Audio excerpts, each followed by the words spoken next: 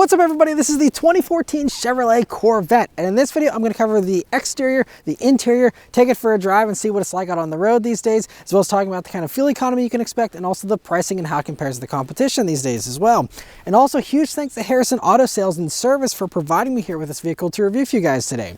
And so as far as the 2014 Corvette, well, this was the first year of the C7 generation. I reviewed these when they were new, and people really liked the design for the most part. People, complained about the taillights not being round in the back. That was like, one of the biggest gripes that these days seems silly, honestly, in my opinion. But otherwise, it's such a good look here still. And the real reason why I'm revisiting this vehicle is that these are a really good, solid performance bargain on the used market these days.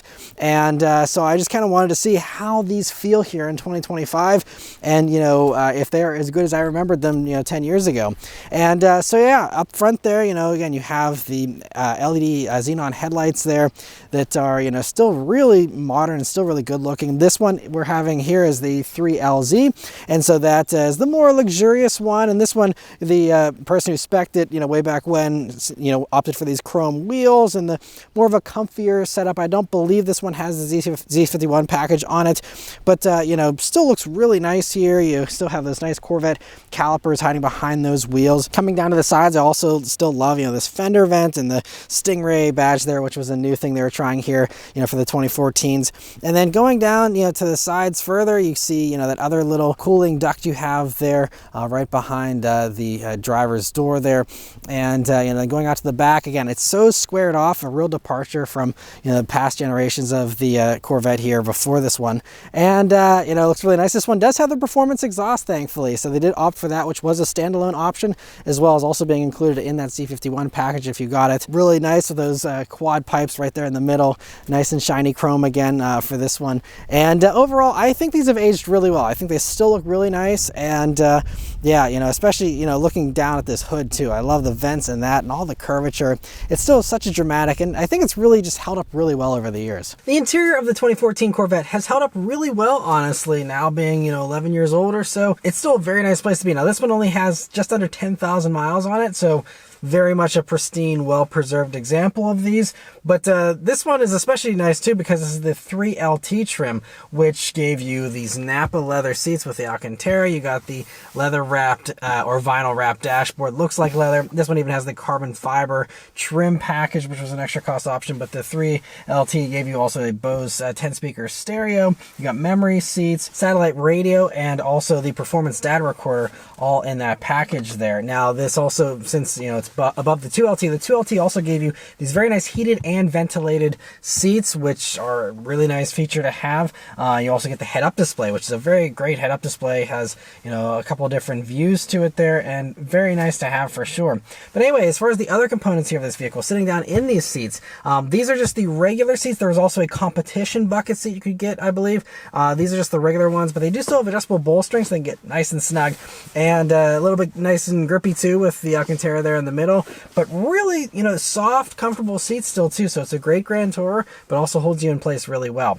Moving on to the steering wheel here, it's a great wheel, has a nice 9-3 grip, nice 10-2 notches. You had the rev match paddles here for the parts sharing that they had to do with the automatic version. I think that's kind of a cost-cutting thing. They all had paddle shifters, but they just turned on the rev matching here for these. Just a few other buttons here on it though. Really nicely done, though pretty simple, especially by modern standards. Now, as far as this gauge cluster, I really appreciate this gauge cluster 10 years later, primarily just because it kind of gives you the best of both worlds. You have really large analog dials with big needles, something you don't really see much of these days, and really great information too. And then that middle portion gives you just so much customization. You have like performance pages, which obviously is most enthusiast preferred page there, which gives you everything from acceleration timers, G meters, tire temperature even, which was a new thing I believe here for the C7s, of being able to tell you how warm your tires were before you went crazy. And just some really cool info in there. You also have all the other usual stuff. You can even have a map view, but really I love these gauges. Really, really well done. And I kind of miss the analog stuff here. You know, we don't have anymore in the new Corvettes. But anyway, coming over to the middle of the dashboard here, you know, you still have, I believe this is like a 7 or 8 inch touchscreen here, and you know, works completely fine. Now, if you do want to future-proof yourself, I'd recommend going for a 2016 or newer, because those ones had Apple CarPlay, and this does not. So you do have USB jacks. You also have an auxiliary jack. So there's other ways to connect, and I believe there's also aftermarket kind of retrofits and things you can do to put in CarPlay into one of these if you want. I think it seems to be a little bit of a pain from my brief, you know, survey of online there. It seems like it's kind of a pain. So just be prepared, you know, if you're going for one of these older ones, you know, you're just going to have a more basic radio, but it all works totally fine, you know, for the basic stuff there. And the one cool party trick of this screen that I always loved, which you can hit the button and it slides itself down, gives you a nice hidden cubby there with another USB jack as well. And just a really cool touch I've always appreciated about these. But, you know, nice and firm dials, you know, everything feels nice and tight. Again, I guess because this one's low mileage, but just really well built, you can feel. And, you know, nice large volume knob there and the shortcut buttons, and then just your nice simple HVAC controls beneath it. Really nicely done. You also have a power outlet here, nicely hidden away, and your 2 cup holders there. And you also have the center armrest area, which you open it up, and it's very shallow. You have those 2 more USB jacks, an auxiliary, and a power outlet, and nicely felt line, but, you know, very shallow. Just, you know, again, fit another phone or something in there. That's about it. It's nice, and, you know, a little bit of padding there to it.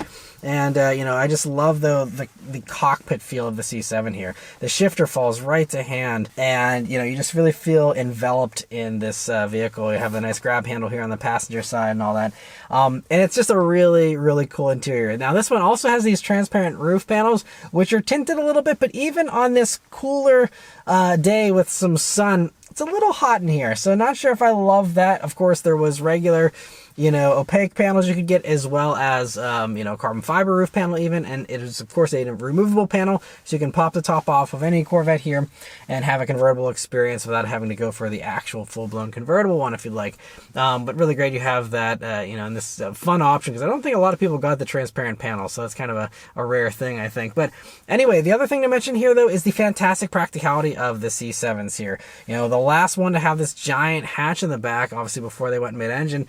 And so, you know, I mean, it's incredibly wide, pretty long too, and this is, you know, makes for a really great road trip kind of vehicle, great daily driver, and, you know, surprisingly versatile kind of vehicle with that much space there in that hatch. And one of the reasons why I think people really love Corvettes, because they can do so much stuff, and it's almost like a Swiss Army knife of vehicles in some ways, with just having that nice large area. And so, yeah, overall, just a really cool interior still. But let's start up and go for a drive. The Corvettes here just had the little fob here. I think there's a key hidden in there if you needed it, but just the basic fob there. It's all keyless access, keyless entry, push button start. So you just leave the key in your pocket, hit the engine start button, and it roars to life, and it rocks as it starts. I love that. The other cool thing too is, like, I had it in sport mode here, and that sport mode stays in there between key cycles, so you can always have that nice loud startup with that performance exhaust if you want, and a real nice idle little burble there as well. And so raw, you feel all the vibrations, and it's definitely, I think, a little more raw than the C8s. Alright, so setting off here in the 2014 Chevrolet Corvette.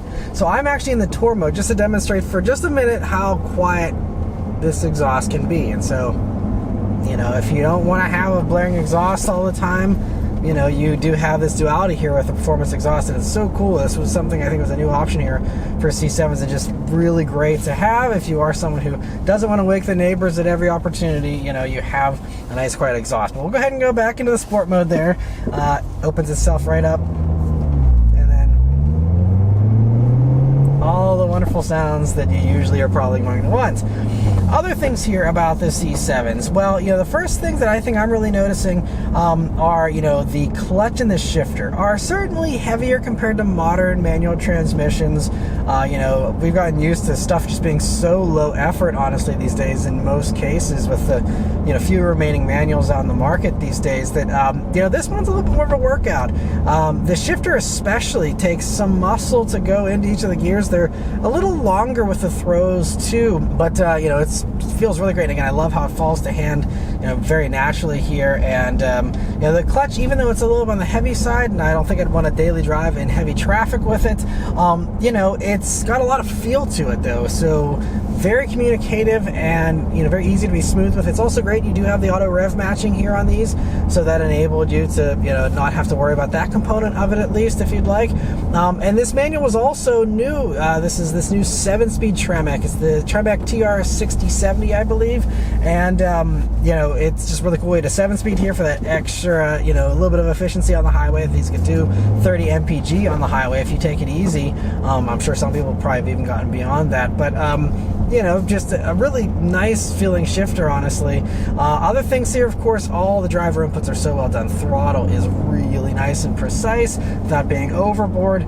Brakes also, this one, is, again, 10 years old or 11 years old here, but, it should be fairly fresh, still only, under 10,000 miles, but brakes have some travel to them, and then they do start to bite, nice and affirmatively, and again, if you wanted to have more braking action, you could go for the Brembos that were, part of the Z51 package, and that package is really going to be what you want if you are an enthusiast, because that also gives you dry sump lubrication. It also gives you the ELSD differential there to better put down the power. You also get trans and diff coolers to go along with it, and the option for magnetic ride control too, which gives you that extra adjustability. You also got some, sportier wheels and tires, and I'll talk more about the handling here in a few minutes. But even in this more cruiser, casual kind of spec with all the chrome and all that, it still, feels very much like a driver's car. We'll again push it a little bit more here in just a few minutes, but it's still, as someone who does enjoy the creature comforts, you get here with the 3LT and all that. Magnetic ride control, even in these earliest versions, was still very impressive, but this still has a nice and smooth but sporty ride, and I think it's kind of a very nice Goldilocks kind of thing, and they set it up very well for these non-magnetic ride control cars still. But this does have a track mode, but I'm just going to leave it in sport mode here. That should be enough, with the exhaust and all that. And let's turn down onto this back road here and see how it accelerates. Here we go. Man, it's so smooth, honestly, and whenever you are at speed, this transmission gets a little smoother, I think, as well, but I love how the nose lifts up, and it sounds so good too. So the C7 Corvettes here had the 6.2 liter LT1 V8 engine, a new V8 here for the C7. It was direct injected, and it does 465 horsepower, 460 horsepower here with the performance exhaust. You had 455 horsepower without it, so you lost 5 horsepower.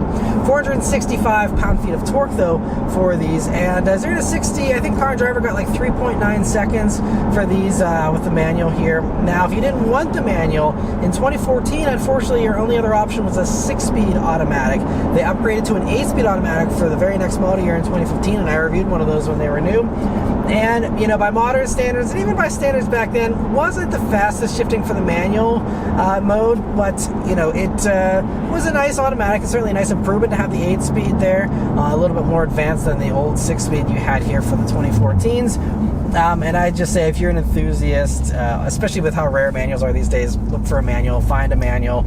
Might pay a premium for it as a result, but I think the manual is definitely going to be the more fun way to go if you are someone who appreciates shifting your own gears. And another acceleration here. This time I got the wheel turned, and man, yeah, this thing.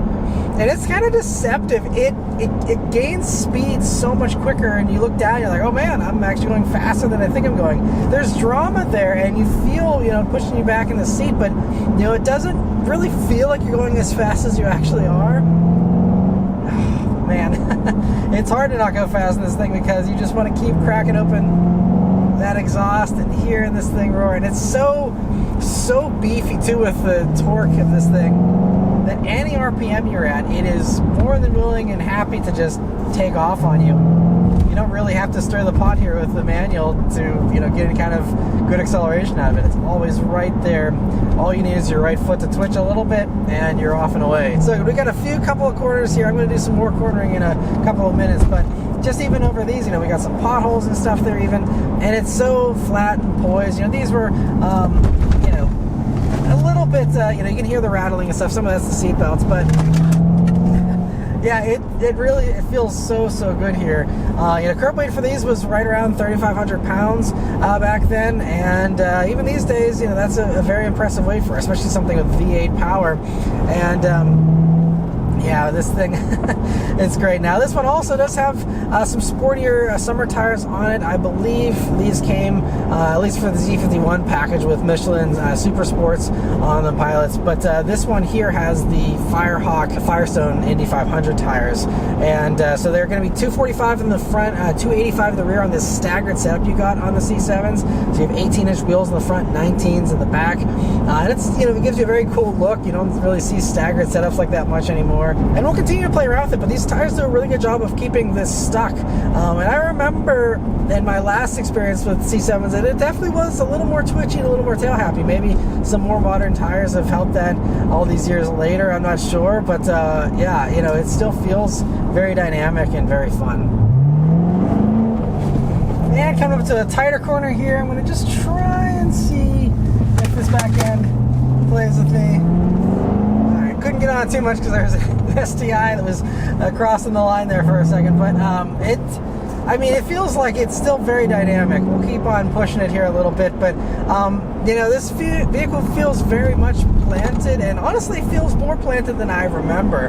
I remember them being especially tail happy with the 8-speed automatic. Maybe that, you know, having shorter gearing certainly helps. And also, I think in the past I also was reviewing Z51 packages. This one doesn't have that, and the one other thing you get with that is shorter gearing. I don't think, you know, since it doesn't have that package, you know, I don't have that short gearing here, and so I think, you know, it's a little bit more sure-footed with the acceleration because, you know, it's a little less likely to spin those tires, but still is, again, a ton of fun. No complaints whatsoever, but, you know, I think the shorter gearing will also, you know, just give you a more exciting drive. So once again, C51 is probably the way to go. But if you don't need all that, again, totally happy here with this too. Let's do another acceleration, this time to red line. Oh, there's the tail happiness. Woo, that's it. Nice crackle and pop out of the back end there. Woo, that's it, yeah. Man, yeah, the last couple accelerations I was like 1,000 away from red line, but man, that last 1,000, it really makes a difference there. That's how you get the maximum fun there. And yeah, more crackles and pops. They're subtle. It's not overboard like some of the more artificial stuff we have these days. It's very natural feeling, but you know, you do get some nice stuff going on in the back there. I also love all the other little sounds you get. Like you hear the lifters and all the little, you know, mechanical noises from the engine here. There's very little sound deadening in a good way. You know, again, especially these days when everything is so refined, so isolated. You know, I think back in 2014, people complained like, oh, you hear a lot of road noise and blah, blah, blah. Now I'm just like, I'm all for the more, you know, sensory overload I can have, the better, especially when we're talking about enthusiast vehicles. And I think that this really delivers on that. But that was that squirreliness that I remember of these. Definitely a beast of a car, and yeah, just so capable, again, especially with these taller gears, the strides that you have, just one little press of the gas and gives you a nice you know, increase in speed there. And you know, this road has a lot of undulations and little bumps, and it's handling it all with nice poise. Obviously, if you had magnetic ride control, that would help even more, but really does a great job of, you know, just feeling great here. You know, all Corvettes, obviously great platform, great, you know, new advanced platform here with the C7 and all that.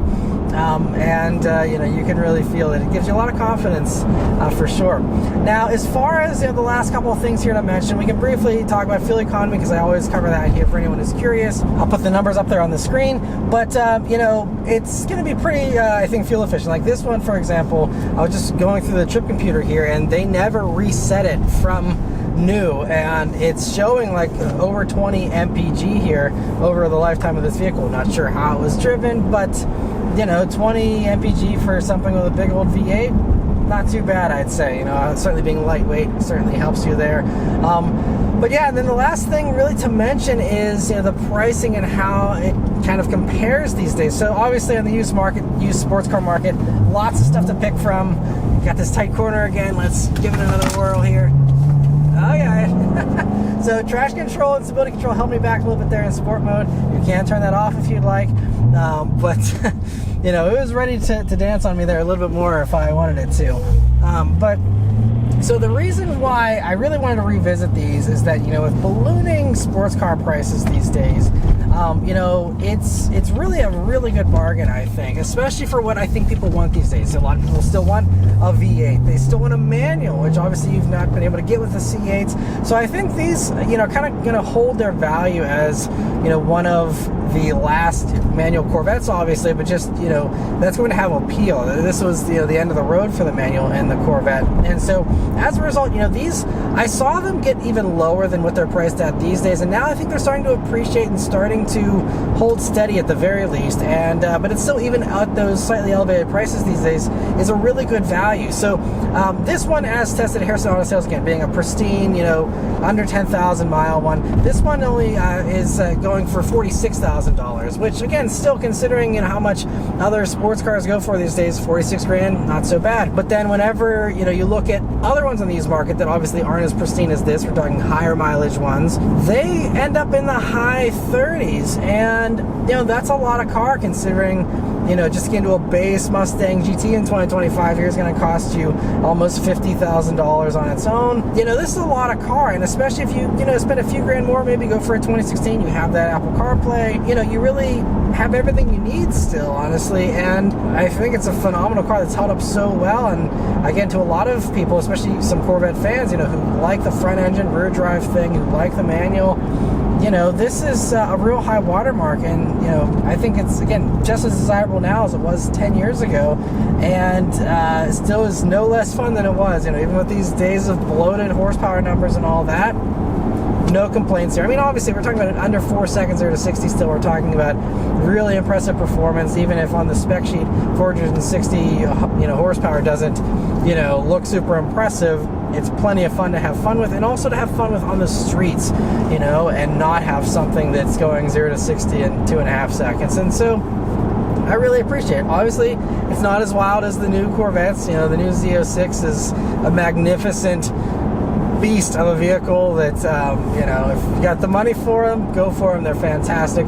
But if you're on a budget and you just want a fun manual V8 sports car, it's hard to do better than a C7 Corvette, I think, these days. In the early days, they did have some recalls and some issues with this motor because it was, you know, the first model year of this new LT1. You know, but over time, you know, again, I'm no expert on C7 reliability, but people like to hear about that in these used reviews. And so what I can say is, from my brief scan of, you know, the consensus out there, is that it seems like these are very reliable. Now, you know, all the issues are known, but there aren't really a whole lot of issues either. And so, you know, it's another one that you can rack up miles. I saw plenty for sale in the used market with 6-figure mileages, you know, still running and driving great and all that. And so I think it's a really good, you know, reliable choice too, for those who do want that. And, you know, the ability of, again, having the hatch, having the removable roof whenever you want it. You know, it just really, again, is a jack of all trades kind of sports car in a lot of ways. And, you know, is still just a fantastic car all these years later. So anyway, that's all of my thoughts here on the C7 Corvette. Let me know your thoughts on it in the comments below. Huge thanks to Harrison Auto Sales and Service once again for providing me here with this vehicle to review for you guys today. If you'd like to pick up this one, since again it is pretty rare with the transparent roof and the very low mileage, definitely check out the link in the description. Give them a call. They'd be more than happy to help you out and get this vehicle to you if you're one of the ones who wants to buy it. But yeah, overall, definitely still love the C7s, and yeah, definitely recommend it for a great sports car bargain. So anyway, thank you all very much for watching. Let me know your thoughts on the C7 in the comments below. Please leave a like and subscribe to keep these videos coming, and I'll see you guys on the next one. Take care.